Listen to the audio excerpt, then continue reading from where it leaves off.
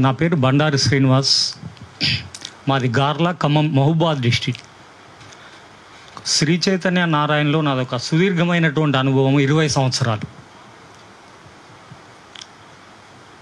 20 సంవత్సరాల అనుభవంలో నేను శ్రీ చైతన్య నారాయణలో నేను తెలుసుకున్న విషయం ఏంటంటే, ఇప్పుడు మీ అందరికి ఒక సెన్సేషనల్ న్యూస్ చెప్పబోతాను. ఏంటంటే, ఒక 6th క్లాస్లో గవర్నమెంట్లో ఒక పిల్లవాడు చదువుతాడు. 6th క్లాస్లో శ్రీ చైతన్యలో ఒక పిల్లవాడు చదువుతాడు. 6th క్లాస్ గవర్నమెంట్ స్కూల్లో చదివే పిల్లవాడికి Telugu, Hindi, English, social, science 6 సబ్జెక్టులు బోధిస్తారు.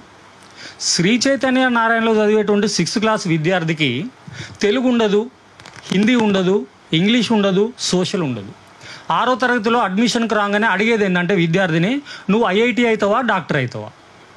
ఐఐటి అవుతానో డాక్టర్ అవుతా అన్నాడు అనుకో, ఆ పిల్లవాడికి 6వ తరగతి నుంచి హిందీ, ఇంగ్లీషు, సైన్స్ ఇవన్నీ పక్కకు పెట్టి వాడు డాక్టర్ అయ్యేటువంటి పిల్లవాడికి 6వ తరగతి నుంచి ఇంటర్మీడియట్ వరకు వాడికి ఓన్లీ ఎంసెట్ సిలబస్ మాత్రమే 6వ తరగతి. ఆలోచించండి, 6th క్లాస్ నుంచి ఇంటర్మీడియట్ వరకు వాడికి 6వ తరగతి నుంచి కూడా డాక్టర్ సిలబస్ మాత్రమే చెప్తాడు.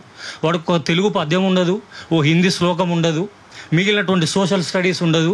ఈ టైం అంతా వాళ్ళు దేన్ని ఒక 2 నెలల్లో సమ్మర్లో ఈ 4 సబ్జెక్టులన్నింటినీ కూడా కంప్లీట్ చేసి ఒక డాక్టర్ అయ్యేటువంటి పిల్లవాడికి 6వ తరగతి నుంచి ఇంటర్మీడియట్ వరకు ఎంసెట్ సిలబస్ని మొత్తం రుద్దుతూ ఉంటారు. అట్లా వాడు ఒక స్లిప్ టెస్ట్ అని, వీక్ టెస్ట్ అని, మంత్ టెస్ట్ అని, గ్రాండ్ టెస్ట్ అని మొత్తం వాడు ఇంటర్మీడియట్కి పోయేసరికి ఒక విద్యార్థి 100 టెస్టులు రాస్తాడండి. ఒక విద్యార్థి 6వ తరగతి నుంచి ఇంటర్మీడియట్ వరకు 100 టెస్టులు రాస్తాడు. గవర్నమెంట్ చదివే పిల్లవాడికి 6వ తరగతిలో పాపం వాడికి సబ్జెక్ట్ టీచరే ఉండడు, హిందీ టీచర్ ఉండడు, మ్యాథ్స్ టీచర్ ఉండడు, ఉండడు. వాడు 6 సబ్జెక్టులు చదువుకుంటూ వాడికి స్లిప్ టెస్ట్ తెలియదు, గ్రాండ్ టెస్ట్ తెలియదు, ఎంసెట్ సిలబస్ తెలియదు. వీడు ఎక్కడి నుంచి తీసుకొస్తాడు? ఎక్కడి నుంచో కరికులం తీసుకొచ్చి ప్రైవేట్ వాడికి చెప్తే గవర్నమెంట్ ఉన్నాడు 6 సబ్జెక్టులతో కుస్తీ పట్టుకుంటా పాపం వాడికి మ్యాథ్స్ తెలియదు, ఎంసెట్ సిలబస్ తెలియదు, గవర్నమెంట్ కాలేజీలోకి పోతాడు. ఇక్కడ విచిత్రం ఏంటంటే, వాడు రాసేది ఎంసెట్ ఎగ్జామే, వీడు రాసేదే ఎంసెట్ ఎగ్జామ్. మరి 100 టెస్టులు రాసినటువంటి వాడికి ర్యాంక్ వస్తుందా? అసలు సిలబసే కంప్లీట్ రానటువంటి గవర్నమెంట్ వాడికి ర్యాంక్ వస్తుందా? ఇక రిజల్ట్ వచ్చేసరికి ఏమున్నది? ఎంసెట్ నీట్ వచ్చేసరికి 1, 1, 4, 4, 100 లోపు, 200 లోపు, 500 లోపు. 6వ తరగతి నుంచి ఇంటర్మీడియట్ వరకు 100 టెస్టులు రాసిన ప్రైవేట్ స్కూల్ విద్యార్థికి ఏమో ర్యాంకులు వస్తాయి. గవర్నమెంట్ స్కూల్లో చదువుకున్నటువంటి వాడికి ఒక్క ర్యాంకు లేదు. ఛాలెంజ్ చేస్తానే 20 సంవత్సరాల నుంచి మీరు రికార్డ్స్ తీసుకొని చూడండి. గవర్నమెంట్ స్కూల్లో చదివినటువంటి ఒక్క విద్యార్థికి కూడా ఒక ఐఐటి ర్యాంకు లేదు, ఒక మెడికల్ ర్యాంకు లేదండి. ఎక్కడ జరుగుతుంది ఈ లోపం? ఎన్సీఆర్టీ, ఎస్సీఆర్టీ గవర్నమెంట్ వీడికి పర్మిషన్ ఇస్తుంది నారాయణ శ్రీ చైతన్య వాడికి. అరే బోసిడీకే నువ్వు ఏం సబ్జెక్టులు చెప్తున్నావురా? Telugu, Hindi, English, social science 6 సబ్జెక్టులు చెప్పమంటే నువ్వు తీసుకుపోయి చేప పిల్లని రుద్దినట్టు మ్యాథ్స్, ఇంగ్లీష్ అని, మ్యాథ్స్, సైన్స్ అని రుద్ది వాడికి ఐఐటి ర్యాంకులు, ఈ ర్యాంకులు అడ్డగడుతున్నావు. నీకు పర్మిషన్ ఇచ్చింది ఏం చెప్పమని? 6 సబ్జెక్టులు చెప్పమని. ఇక్కడ మ్యాథ్స్ టీచర్, సైన్స్ టీచర్ ఉంటాడు, కానీ హిందీ టీచర్ ఉన్నాడు, తెలుగు టీచర్ ఉన్నాడు. ఎందుకున్నాడు అంటే వాడు 2 నెలల్లో సిలబస్ మొత్తం కంప్లీట్ చేసి వాడు మెటీరియల్ మొఖాన్ని పడగొడితే ఇక ఆ సబ్జెక్టులన్నీ పక్కకు పోతే వాడు ఏం చదువుతాడు? 6వ తరగతి నుంచి ఇంటర్మీడియట్ వరకు హాస్టల్లో ఉండి ఉదయం నుంచి సాయంత్రం వరకు ఎంసెట్ సిలబస్ తోటి కుస్తీ పడతాడు. ఇక ర్యాంకులు ఎందుకు రావు నీకు? గవర్నమెంట్ వాడికి పాపం వాడికి సిలబసే కాదు, అక్కడ టీచరే ఉండడు, ర్యాంకులన్నీ వీడికి. ఇక్కడ జరిగే విద్యా బ్లాక్ మార్కెట్ దోపిడీ ఏంటంటే, గవర్నమెంట్ ఎన్సీఆర్టీ, ఎస్సీఆర్టీ నీకు స్కూల్ టైమింగ్స్ ఇచ్చింది, గవర్నమెంట్ జియో ఇచ్చింది. నా దగ్గర జియో అన్నీ ఉన్నాయి. నువ్వు స్కూల్లో ఏం చెప్పాలి? స్కూల్ తరగతికి సంబంధించిన పుస్తకాలు చెప్పాలి. ఆర్ఎస్ అగర్వాల్ పుస్తకం ఎవరు చెప్పమన్నారా నీకు? ఏడ పర్మిషన్ ఇచ్చిండ్రా నీకు? ఐఐటి అంటాడు, ఎలైట్ అంటాడు, ఐసీ బ్యాచ్ అంటాడు, వాడికి 3 లక్షల ఫీజు కట్టమంటాడు. పిల్లగాన్ని తీసుకుపోయినావా? ఇగో మీ వాడిని ఎలైటీలో, స్పేస్లో, ఐసీలో దీనికి కొన్ని పేర్లు పెడతాడు. పెట్టి వాడు ఏమంటాడు? ఇగో 2 లక్షల ఫీజు అయితే 3 లక్షల ఫీజు అవుతుంది అంటాడు. నీకు ఎన్సీఆర్టీ పర్మిషన్ దేనికి ఇచ్చిందిరా బోషిడీకే? 6 సబ్జెక్టులు చెప్పమని ఇచ్చింది. నీకు ఆర్ఎస్ అగర్వాల్ బుక్ తెచ్చమని ఎవరు చెప్పిండ్రా? అన్నాలంటూ స్కూల్కి పోయి ఏం చెప్తున్నావు? స్కూల్ ఎందుకు పెట్టినావు అంటే ఎవరు రా నువ్వు? తొక్కి నారదీస్తావు. ఎవడేందిరా నీకు పర్మిషన్? తెలంగాణ గవర్నమెంట్ దేనికి పర్మిషన్ ఇచ్చింది? 6 సబ్జెక్టులు చెప్పమని ఇచ్చింది. నువ్వేం చెప్తున్నావురా? ఏం చెప్పాలి స్కూల్లో? 6 సబ్జెక్టులు చెప్పాలి. 6 సబ్జెక్టులు చెప్తానువా? మ్యాథ్స్ వాడికి మ్యాథ్స్ అంటాను, సైన్స్ వాడికి సైన్స్ 6వ తరగతి నుంచి అంటాను. మాలాంటి వాళ్ళు పోయి ప్రశ్నిస్తే ఏమంటావు? మా మీద కేసులు పెడతావా? మేము తిరిగి కేసులు పెడతాం, కింద పడేసి తొక్కి నారదీస్తాం. ఏం చెప్పాలి నువ్వు? ఎన్సీఆర్టీ నీకు ఏం గైడ్లైన్స్ ఇచ్చింది? 6 సబ్జెక్టులు చెప్పమని ఇచ్చింది. కానీ నువ్వేం చెప్తాను? 6 సబ్జెక్టులు పక్కకు పోతాయి సార్. 2 నెలల సమ్మర్లో తెలుగు, హిందీ, సోషలు ఇవన్నీ పక్కకు పడేస్తారు.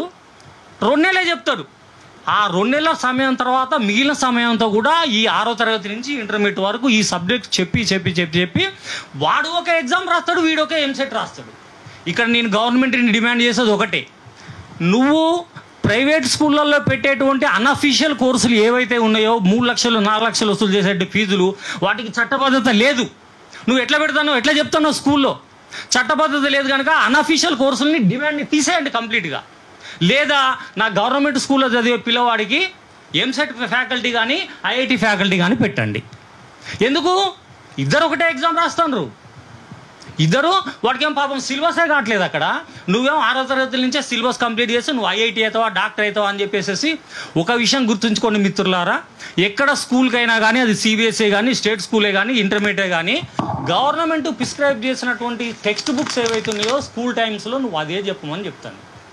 ఖచ్చితంగా అండి, మీరు చెప్తున్న పాయింట్స్లో చాలా వ్యాలిడిటీ ఉంది. అదే చెప్పాలి సార్. వీళ్ళు ఏం చెప్తారు, గవర్నమెంట్ ప్రిస్క్రైబ్ చేసిన సిలబస్ చెప్తలేదు. అయితే ఇక్కడ మేము ఈ ప్రాబ్లమ్ అసలు హ్యాండిల్ చేయడానికి కూడా, రంగంలోకి దిగడానికి కూడా మెయిన్ థింగ్ ఏది మమ్మల్ని డ్రైవ్ చేసిందంటే, నేను డాక్టర్ కావాలనా, లాయర్ కావాలనా, ఇంజనీర్ కావాలనా, చార్టెడ్ అకౌంటెంట్ కావాలనా, ఇంకేదన్నా కావాలనా అనేది చూస్ చేసుకొని నాకు టైం ఇస్తలేదు, నాకు ఆప్షన్ ఇస్తలేదు ఈ సొసైటీ. సార్ మిమ్మల్ని ఒక స్కూల్లో ఒక ప్రిన్సిపాల్ అడిగిండు మీరెవరని, అప్పుడు మీరేమనాలి, అరే బోసిడీకే తెలంగాణ గవర్నమెంట్ నీకేమి ఇచ్చింది, పర్మిషన్ ఇచ్చింది, ఏం సబ్జెక్ట్ చెప్పమని, Telugu, Hindi, English, science, social చెప్పమని.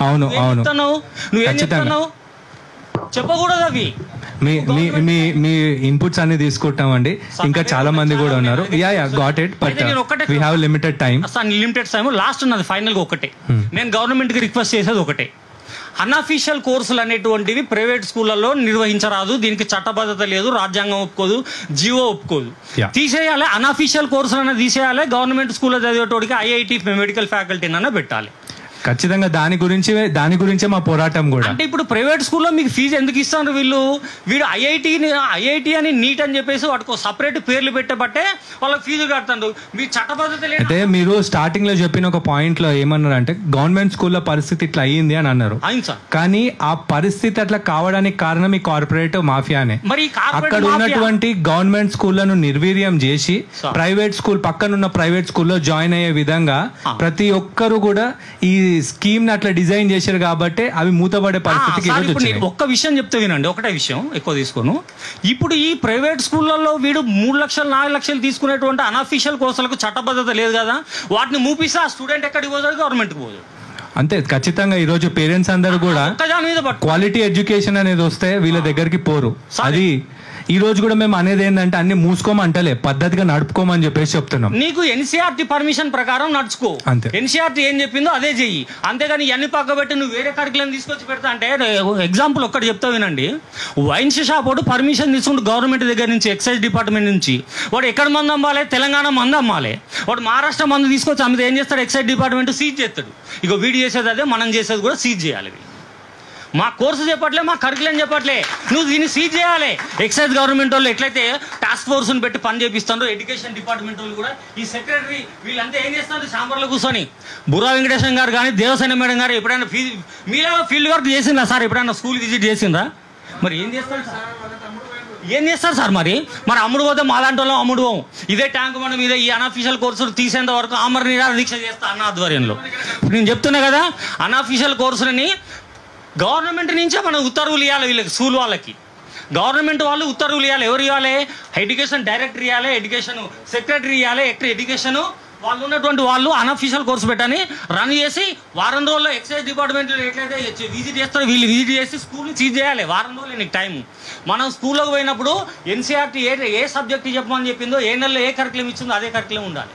అది కాకుండా నువ్వు వేరే చెప్పినావు అనుకో, ఇమీడియట్గా స్కూల్ని సీజ్ చేసి పడి.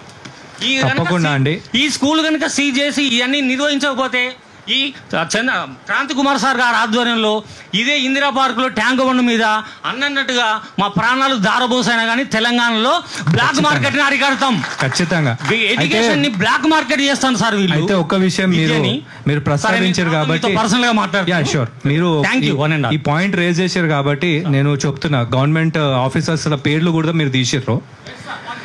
ఈ రోజు ముఖ్యమంత్రి గారు మొన్న మీటింగ్ పెట్టిర్రు, అది చేస్తా ఇది చేస్తా అని పెద్ద పెద్ద మాటలు మాట్లాడిర్రు. జస్ట్ ఒక చిన్న ప్రెస్ మీట్ పెట్టి ఎవడైనా ఈ గవర్నమెంట్ ఆర్డర్స్ని అతిక్రమించి స్కూల్స్ కనుక రన్ చేస్తే తొక్కి నార తీస్తా అని ఒక స్టేట్మెంట్ ఇచ్చుంటే ఈరోజు పిల్లల మీద ఇంత ప్రెషర్ అనేది ఖచ్చితంగా ఉండేది కాదు. అది చేత కాదు కానీ ఏమేమో మాట్లాడుతుర్రు. ఎగ్జాక్ట్లీ. సో వీటన్నిటి గురించే మనం ఈ 12 డిమాండ్స్ ఏవైతే పెట్టుకున్నామో వాటితోని ముందుకు వెళ్తున్నాము. చాలా ఉన్నాయి, బట్ ప్రస్తుతానికైతే ఈ ఇష్యూకి వరకు ఓ 12 పెట్టుకున్నాము. అవును, కోచింగ్ సెంటర్కి కూడా సంబంధించి సెంట్రల్ గవర్నమెంట్ రూమ్స్ చాలా ఉన్నాయి. యా, ఎన్సీఆర్టీ ప్రకారం పో, కానీ ఎన్సీఆర్టీ పర్మిషన్ తీసుకొని స్కూల్లో కోచింగ్ సెంటర్ పెట్టుకొని నేను ఐఐటీ సిలబస్ చెప్తా, నీట్ సిలబస్ చెప్తా, జెట్ సిలబస్ ఏ సిలబస్ పెడతా, పిల్లగాన్ని ఎత్తుకొని తినిపిస్తా, వాడు ఇంకా నాకు డబ్బులు ఎత్తుకుంటా, నేను సంకలం మీద కూర్చోబెట్టుకొని తినిపిస్తా. ఇది కాదు ఎడ్యుకేషన్ సిస్టమ్ అంటే. ఖచ్చితంగా సార్. సిస్టమ్ ఇక్కడ తెలంగాణలో ఎడ్యుకేషన్ బ్లాక్ మార్కెట్ ని అరిగట్టేంత వరకు కూడా మేము మీ ఆధ్వర్యంలో పోరాడతాం. Thank you so much. And yeah, మనం డిస్కస్ చేద్దాము ఒకసారి వెళ్ళి కోఆర్డినేటర్. యా, థ్యాంక్ యూ అండి.